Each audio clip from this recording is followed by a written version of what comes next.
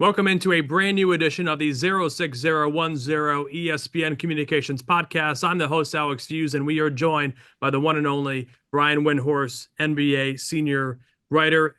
Windy, thanks so much for joining the podcast today. NBA playoffs underway. You are obviously contributing to ESPN's multi-platform coverage of NBA playoffs. What stuck out to you so far as a playoffs underway? Uh, First off, how's it going, Alex? Nice to see Good. you. Nice to see you. Um,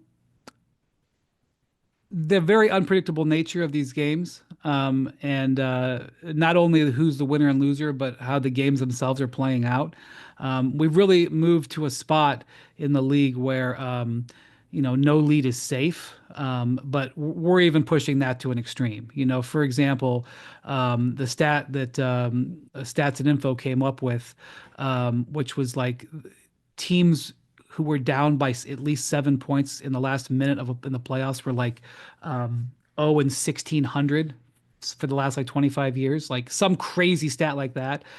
And twice in the last 2 weeks, just the Pacers, have been down by 7 points and won the games in regulation in the last minute. So that just is an extreme. And by the way, Tyrese Halliburton has two game winners in the last 2 seconds so far. And he's not even the only guy who has that. Aaron Gordon has two game winners in the last 2 seconds. And you could argue that Jalen Brunson, despite all that, has probably been the best player in the clutch. And so what you're seeing here is an incredibly high level of competition and games coming down to the end. So it's been remarkable on that front. It's been and fun to watch as a fan as well. Brian, we'll get into your career. You've become one of the most trusted voices in the NBA reporting landscape. Was there a specific moment for you where you realized you truly made it in this space? I don't think I'm there yet. um, the thing about the NBA. So, I, I'm a I like what I call ordinary time. What I mean by that is, I I try to just stack good days together. I don't evaluate things like in 3 year plans or um, what have I done for the last 7 years or what am I going to do for the next 7 years. I know that there are people who do that and that can be very helpful to them. Um, you know, I'm just like, what's today? Let's execute today. We did a good show. What's up next? We did a good story. What's up next? And ESPN is a place where you can, well, that's very helpful because at ESPN we're a volume business. We're a multi-platform volume business, and you reach fans. That's one of the things that happens when you're out in the world.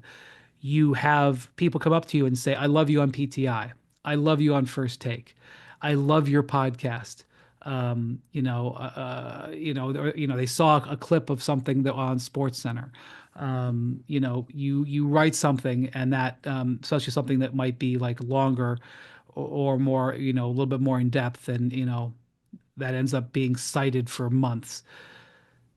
Because of that, because you reach people on so many different platforms in so many different ways. To me, what you're just trying to do is you're trying to report and tell good stories incrementally day by day. I call it chronicling the league. I've been chronicling the league for ESPN for 15 years, and that's what I'm trying to do today. And I'll do it again tomorrow and tomorrow and tomorrow. And really, I don't take a step back and say, "Well, I've done it," or whatever. I think that's just how I approach it. When did that become your mindset, or was it always your mindset? Um, I think, I started in journalism when I was 16 years old, and I was going to school. Um, uh, I was going to school, high school and then college while I was working at a newspaper, and I was just really, really busy and was good busy, but I didn't have time to like think big grandiose things. I like, it was Thursday and I had three classes and then I had to go to work, and I had to get something done there. And so um, just I've been just doing this for as long as I can. And I think ESPN is a company that operates that way. I mean, if you are at ESPN, just about everybody you encounter is a very hard worker. You are not going to have success in the company unless you're a hard worker.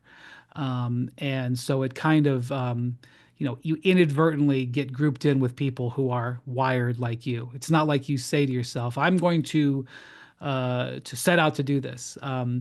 But you start running into people who are like that. And we rub up against each other and we all start working together. And, especially when you get into an NBA playoff situation where everybody is pulling, it's 2 month span. And, I don't work on Monday Night Football, never been to a Monday Night Football operation, but I'll bet if I showed up at a Monday Night Football operation and I saw those people and how they work over those 3 or 4 days, and then they flip it around and they do it again the next week for 4 months, I'll bet it's the exact same way.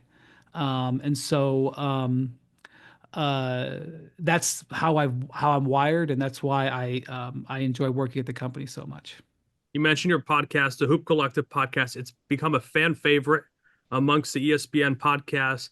What's the secret to building that kind of chemistry and trust amongst the podcasts that you host? I think being consistent and really doing the work. And so what I mean by that is, we are 3 days a week.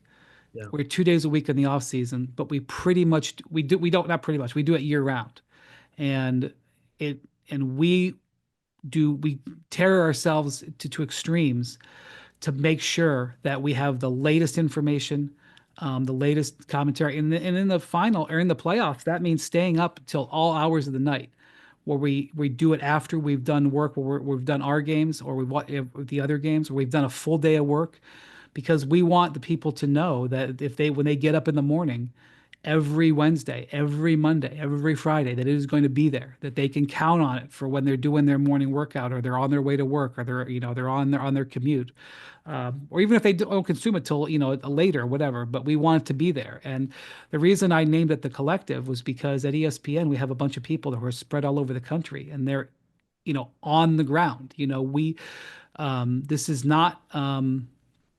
I mean, there are very good podcasts out there, but a lot of them are people who are watching from afar. Our people are deployed on the ground on the front line, and then they come over and like give that, insight immediately as well. And so, it's and my producer Jackson Agello, like, again, tireless guy, stays up through the night a lot of times I mean, he's got to come to office time in Bristol, but he stays up through the night to make sure that when people wake up, there's a lot that goes into it being in people's feeds at 6 in the morning repeatedly. And again, we've been doing that podcast in one form or another for a decade.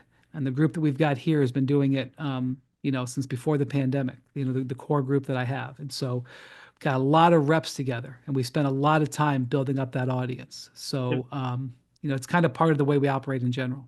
If someone asked you what was your favorite moment on that podcast so far, what would you say it is?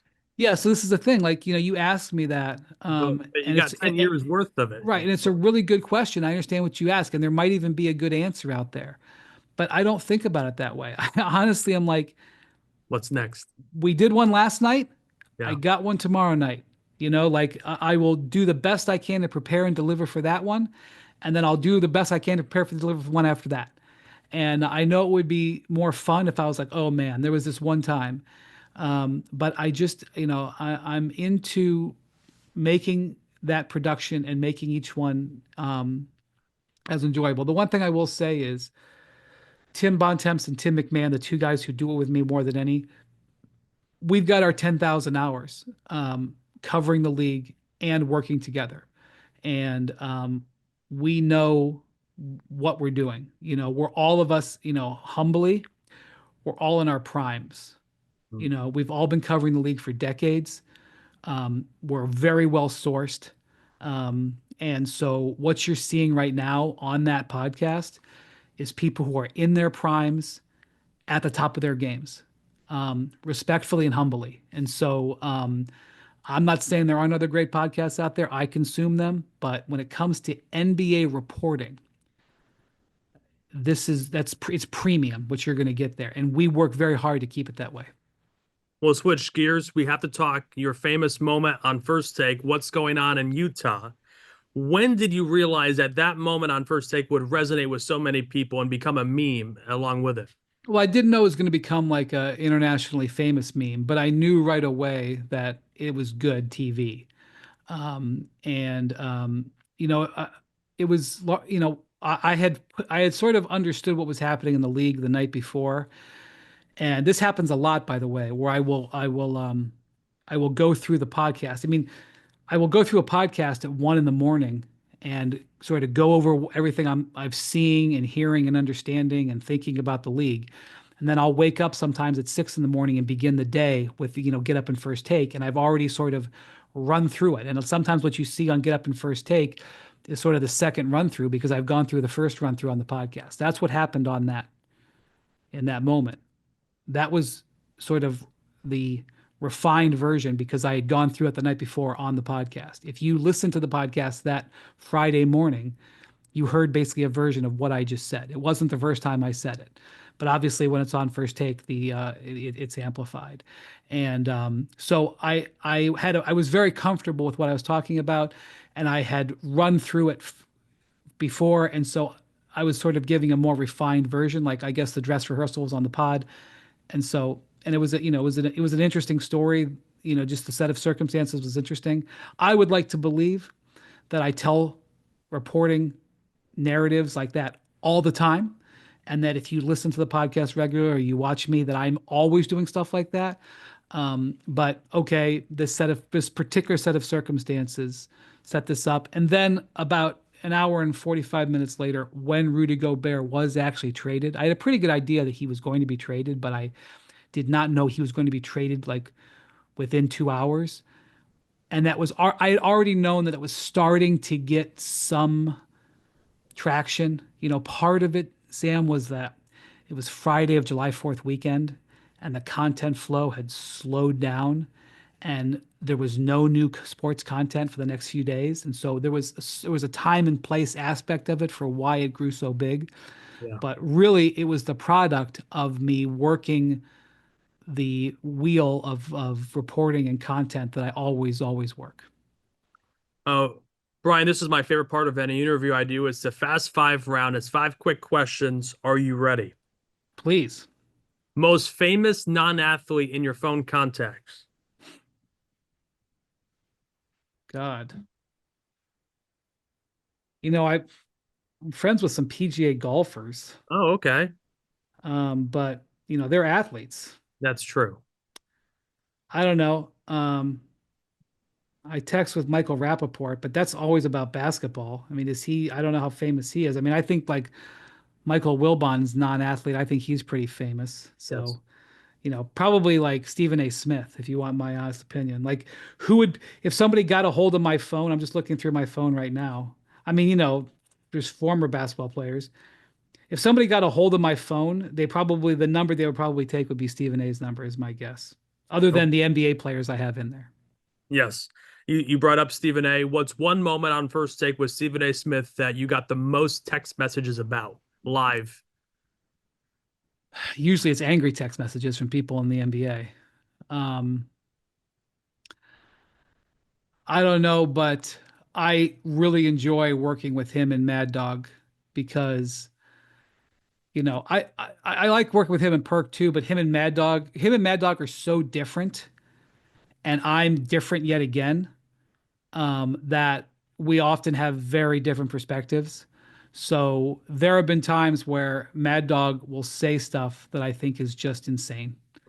And Stephen A will either not check him or kind of agree with him. And I'll be like, okay, like if, I mean, like one of the moments that happened earlier this year was when the Lakers made the Luka Doncic trade, and Mad Dog and Stephen A were like campaigning for them to sign Dwight Howard, who had been out of the NBA for so long that he was about to go into the Hall of Fame. And I was like, excuse me? Those types of moments. I really enjoy working with Mad Dog and Stephen A. I would do that. I'm very fortunate to do it a lot. I would do that every day if I could. Do you remember the first time you met Mad Dog? Yeah, it was on First Take. No, I take it back. I was over at Sirius one time and I met him, but he didn't. He was moving through the lobby. But um, I mean, legendary, legendary. So, and like in real life is exactly who he is on. By the way, same with Stephen A. Same guy off camera. I mean, not quite as loud, but sometimes pretty close. Like I've traveled with him in like airports and stuff, and fans will come up to him, and if they say something to him that he disagrees with, he will give it right back to them. Not that I'm encouraging you to, bother Stephen A. But definitely the same guy on camera and off.